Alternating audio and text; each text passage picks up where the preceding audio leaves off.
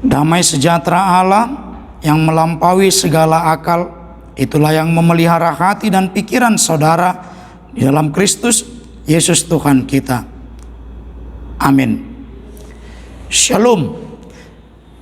Jemaat yang dikasihi Tuhan, yang sampai saat ini masih mengikuti tayangan video khotbah secara virtual, secara khusus jemaat HKBP Pondok Cabe yang belum bisa mengikuti ibadah di gedung gereja, sambut dan dengarlah firman Tuhan pada hari Minggu ini, di minggu ke-23 setelah Trinitatis, 15 November tahun 2020. Tertulis dalam kitab Nabi Yeremia pasal 29 ayat yang pertama hingga ayat yang ke-7.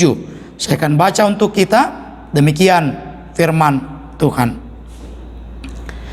Beginilah bunyi surat yang dikirim oleh Nabi Yeremia dari Yerusalem kepada tua-tua di antara orang buangan, kepada imam-imam, kepada nabi-nabi, dan kepada seluruh rakyat yang telah diangkut ke dalam pembuangan oleh Nebukadnezar dari Yerusalem ke Babel. Itu terjadi sesudah Raja Yekonya beserta ibu suri, pegawai-pegawai istana, pemuka-pemuka Yehuda dan Yerusalem, tukang dan pandai besi telah keluar dari Yerusalem. Surat itu dikirim dengan perantaran Elasa bin Safan dan Gemaria bin Hilkia yang diutus oleh Zedekia, Raja Yehuda, ke Babel, kepada Nebukadnezar Raja Babel. Bunyinya, beginilah firman Tuhan semesta alam, Allah Israel, kepada semua orang buangan yang diangkut ke dalam pembuangan dari Yerusalem ke Babel. Dirikanlah rumah untuk kamu diami, buatlah kebun untuk kamu nikmati hasilnya. Ambillah istri untuk memperanakkan anak laki-laki dan perempuan. Ambilkanlah istri bagi anakmu laki-laki, dan carikanlah suami bagi anakmu perempuan, supaya mereka melahirkan anak laki-laki dan perempuan, agar di sana kamu bertambah banyak dan jangan berkurang. Usahakanlah kesejahteraan kota kemana kamu aku buang, dan berdoalah untuk kota itu kepada Tuhan, sebab kesejahteraannya adalah kesejahteraanmu. Demikian pembacaan firman Tuhan. Saudara-saudara yang dikasihi Tuhan kita Yesus Kristus, semua orang ingin sejahtera, semua orang ingin hidup bahagia. Saya, saudara, kita semua tentu tak ada yang ingin memilih hidup dalam kesulitan dan pergumulan. Tapi dalam fakta perjalanan kehidupan kita secara silih berganti, memang kita harus menghadapi bukan hanya suka tetapi juga duka, bukan hanya tawa tetapi juga air mata tangisan. Nah, saudaraku yang dikasihi Tuhan Kristus Yesus, dalam fakta demikian kepada kita diperhadapkan untuk tetap mampu menerima setiap situasi yang terjadi dalam kehidupan kita dengan pengharapan iman, keyakinan yang teguh, dan sukacita dalam kasih Tuhan. Maka firman Tuhan yang kita dengar pada hari Minggu ini merupakan jawaban dari Nabi Yeremia terhadap nubuatan-nubuatan palsu yang disampaikan oleh Nabi Hananya ketika dia berbicara tentang murka Allah yang tidak serasi dengan apa yang Allah sampaikan. Allah katakan 70 tahun, oleh Hananya disunat sedemikian rupa hanya 2 tahun. Oleh karena itu Nabi Yeremia ingin menegaskan kepada umat pada saat itu bahwa pembuangan adalah fakta. Pembuangan adalah dampak dari ketidaktaatan mereka kepada hukum dan kasih Allah. Tetapi dalam murka Allah di pembuangan pada saat itu di Babel, Nabi Yeremia menghimbau kepada umat untuk tidak serta-merta pupus dalam harapan, untuk tidak lemah dalam keyakinan akan kasih Tuhan. Oleh sebab itu Nabi Yeremia meyakinkan umat untuk menerima situasi dan mengimbau agar umat tetap meyakini dan percaya bahwa hal itu adalah rancangan Allah. Lalu kalau dikatakan bahwa rancangan Allah itu adalah rancangan damai sejahtera, maka Nabi Yeremia mau meneguhkan umat pada saat itu, meski di pembuangan, perbuatan baik tidak boleh dilupakan.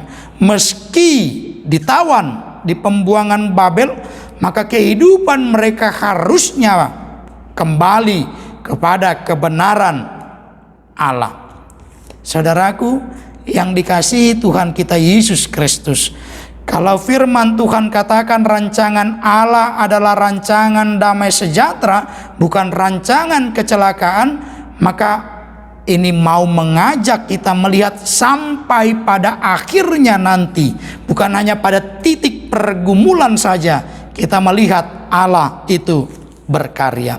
Maka dalam rangka menghayati rancangan Allah tersebut, di pembuangan pun umat pada saat itu dipanggil dan diutus oleh Allah membawa dampak positif, membawa kesejahteraan, bukan hanya bagi dirinya saja, tapi juga bagi kota di mana mereka berdiam, bagi tempat di mana mereka diizinkan Tuhan bersama-sama dengan masyarakat yang lainnya.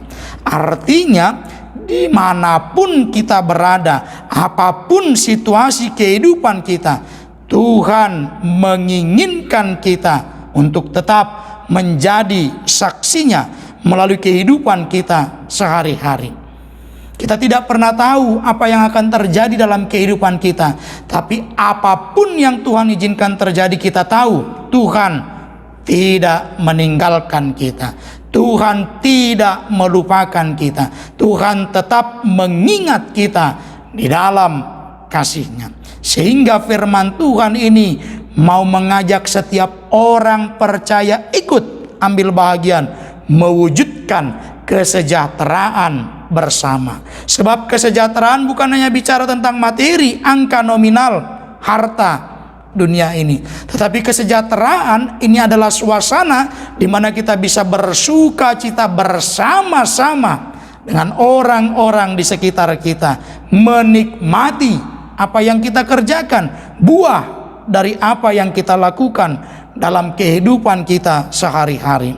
Ingat, harapan itu nyata, mukjizat itu masih dilakukan oleh Tuhan dalam perjalanan kehidupan kita, dalam berbagai situasi.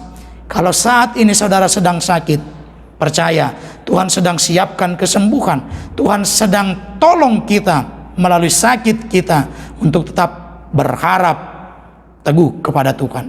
Kalau saat ini saudara sedang berduka, ditinggal oleh orang-orang yang saudara kasihi, dalam rasa duka saudara, Tuhan juga hadir memberikan penghiburan. Tuhan juga hadir menolong saudara keluar dari setiap situasi sulit.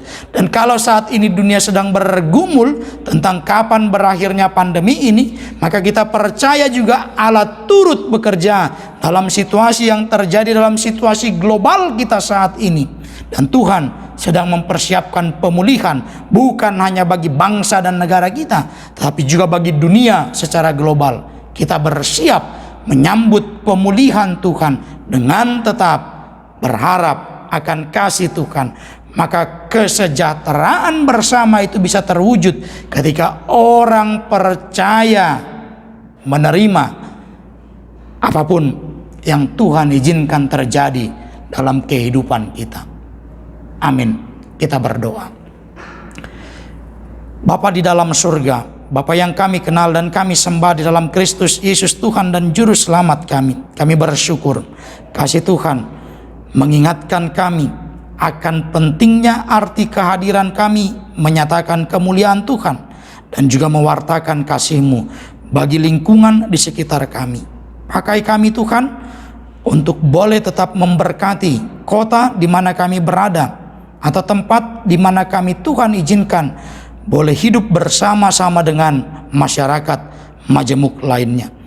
Bapa yang baik, kami berdoa bagi situasi yang terjadi dalam kehidupan kami masing-masing, dalam rasa sakit kami, dalam rasa duka kami, dalam pergumulan kami. Ajari kami Tuhan untuk boleh tetap berharap hanya akan kasih Tuhan, sebab kami yakin dan percaya berkat Tuhan jauh lebih banyak yang sudah kami rasakan dalam perjalanan kehidupan kami. Ampuni kami Tuhan untuk segala dosa dan pelanggaran kami. Terpuji nama-Mu.